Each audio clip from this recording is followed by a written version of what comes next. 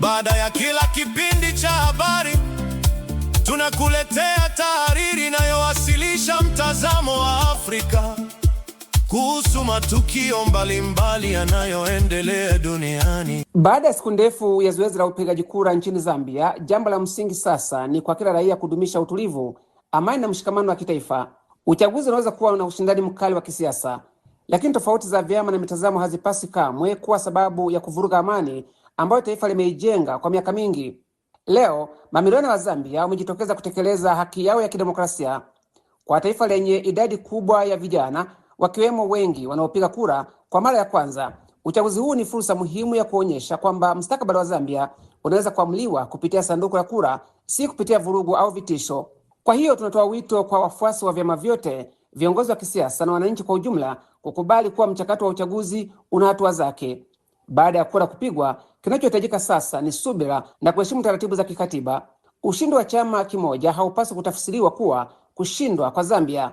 Uchaguzi unapaswa kuwa njia ya kuimarisha demokrasia na mshikamano wa kitaifa. Hata hivyo, jukumu la kudumisha amani haliwezi kubebwa na wananchi pekee. Tume ya uchaguzi ya Zambia ina wajibu mkubwa wa kuhakikisha mchakato wa kuhesabu, kuthibitisha na kutangaza matokeo na kuwa huru, wa haki na wa wazi na unaoaminika.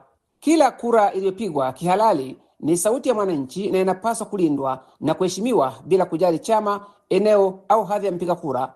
Uwazi katika utangazaji wa matokeo, mawasiliano ya wakati na maelezo yanayoeleweka kwa umma ni muhimu katika kuzuia mashaka na mvutano usio wa lazima. Pale ambapo kuna malalamiko au changamoto, ni muhimu ziwasilishwe kushughulikiwa kupitia njia halali za kikatiba na kisheria.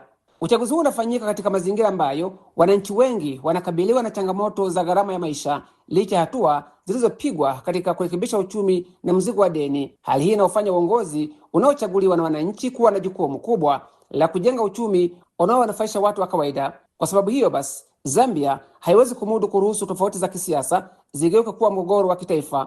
Kwa viongozi wa kisiasa, huu ni wakati wa kuonyesha ukomavu. Wanaopata ushindi wanapaswa kuwa viongozi wa Wazambia wote, na wanaoshindwa wanapaswa kutumia njia za kisheria kupinga pale wanapoona kuwa kuna sababu ya kufanya hivyo. Kwa wananchi, ujumbe ni mmoja: lindeni amani, heshimuni jirani zenu na kuweni watulivu hadi mchakato wote ukamilike.